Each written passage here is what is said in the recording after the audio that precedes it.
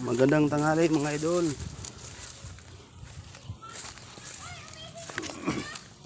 Eto pauwi na kami ng San Pedro Laguna. San Pedro Laguna kami uwi ngayon.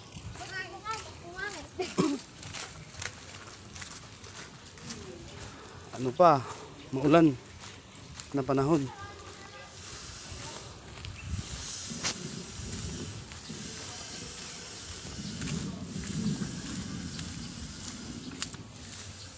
Sige mga idol. May mga tao rin talagang walang consideration. Nakapigil sa niyang pala. Yan mga kamuti driver eh. Basta makapag-drive lang sila. Oo. Sabi lang, napanda nila yung motor, marunong sila yung motor. Tapos pag sa kanya ginawa, Parang baguhan pa yata ito eh. Oh. Wala pang electric bike eh. E-bike eh. E-bike ba yan? Ayaw nga, kuda. E-bike eh. Alam mo, walang lisensya, ayos yan. Wala, kaya balaso ba siya ng patakbo, okay lang. Wala na mahuhuli sa kanya eh. Pag nga siya pa bumangga ng sakyan, kasalanan pa ng sakyan niya. Puta. Ganun sa atin. Kasi mali sa sakyan, siya may mali. Kaya nga. Kaya yung iba, yung mga nag-e-bike, wala lang kasi loob. Kasi magkakasaliti, wala namang mangyayari, wala namang mahuhuli sa kanila. Kasi yung pinagbawaan na gaan. Siya sa mga ibikutan, inuhuli sila dyan. Paano ba naman niya ginagawa siya? Ginagawang public use. Ginagawang pampasahero. Oo, namamasada nga eh. Delikado, dinadaanan lang yun. Inbound automatic eh. Dapat lang. Kasi hindi pwede kasi kawawa yung pasahero kung may nangyayari. Tulad mga bata lang nagano. Di ba? Isa ba? Minsan mga bata para dyan rin. Oo. Kasi pagka ganon, kawawa rin yung pasahero kung may aksidente nangyayari. Walang kalaban-laban yung pasahero. Kasi walang insurance yan. Walang panghahawakan yan. Tapos gano'n pa mag-drive, singit, pasok. Lalo sa may sa Pasay. Grabe yung mga e-bike dati doon. Buti nga ngayon, tinanggal na eh. Oo. Ang nagyan na yung mga tok-tok. Kasi gano'n din mga style ng mga pag-drive. Oo. Mga e-bike pinagbawaan na talaga, kinukuha. Kaya ginagawang pampasero, magugulat ka lang. From left, Biglang from right, tatawid ng kaliwa, dire-diretso siya, ganyan siya. Babaybayin niya sa pili ko, pak, nakapo.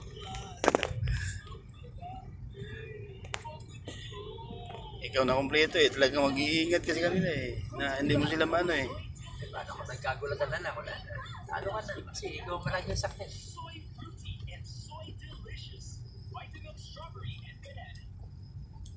Isang beses stoplight, itigaw na kami. Siguro mga ilang segundo na nakago. Biglang may pumasok na e-bike sa harapan ako. Nako! Pwede ka mo, sobrang medyo traffic pa. Wala yung walang buwero yung takbo. Kumbaga, free flow lang ang takbo. Mabilis-bilis ako ng cellphone. Wala na sa kanya. Binusin na ako, wala na sa kanya. Parang walang nangyari. Dire-diretso. Dire-diretso lang. Parang wala. Magre-react lang, pinabangga na rin. Sabi niya, mahirap makakadali lang. Ikaw ba magkakaroon ng kasalanan?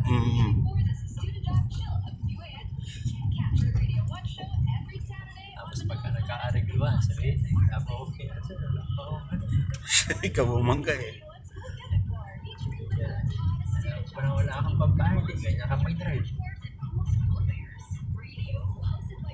Parang pamahawaan nyo lang. Paawa, epic. Jeep, tricycle, taxi. Ganun yan. Ganun yan. Pag sila may mali.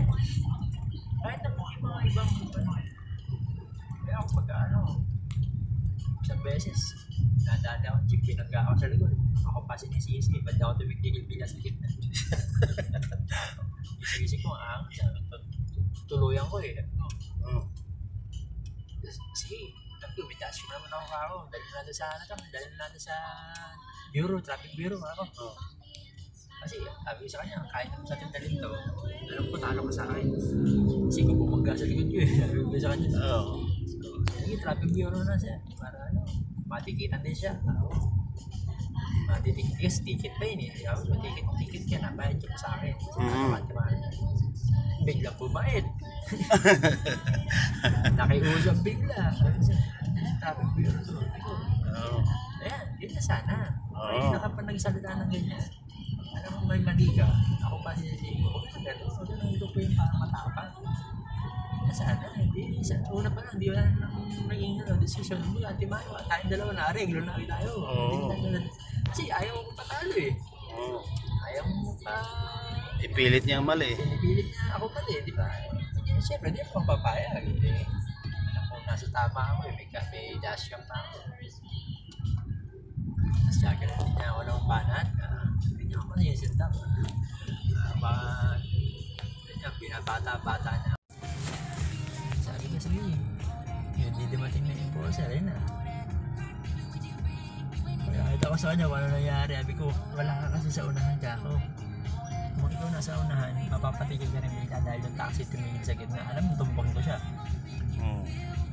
Tingnan mo ko, hindi ko siya nabangga kasi may proper distance yung dalawa. Kaya nakapag-stop pa ako.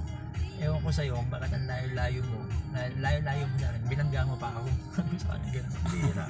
Layo ng diferensya na dahil yung distansya natin, bumangga ka pa sa akin, hindi ka nagpreno. Late na nakapreno eh, ang lakas eh.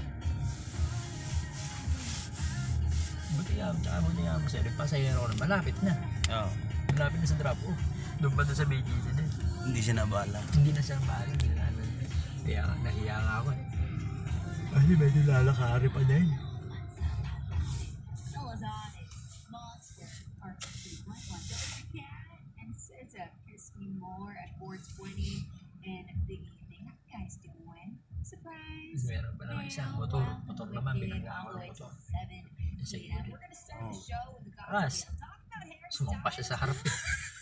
Sampa siya dito sir, yung tamama yung balikin na dito sa salamin, kaya nakrak yan dati, kaya pinalitan to eh. Oo. Malakas yun. Tapos, pagdating sa investigasyon, ako pa may problema. Ayaw.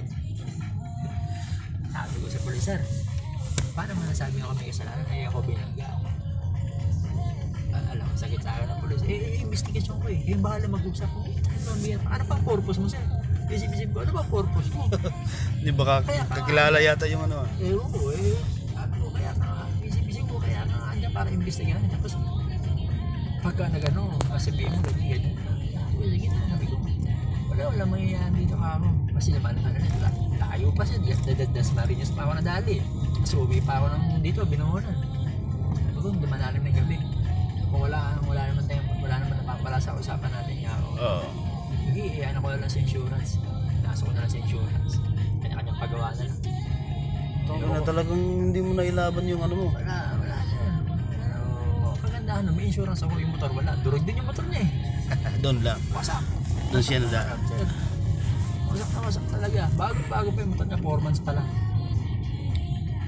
Yeah, ganyan, PCX.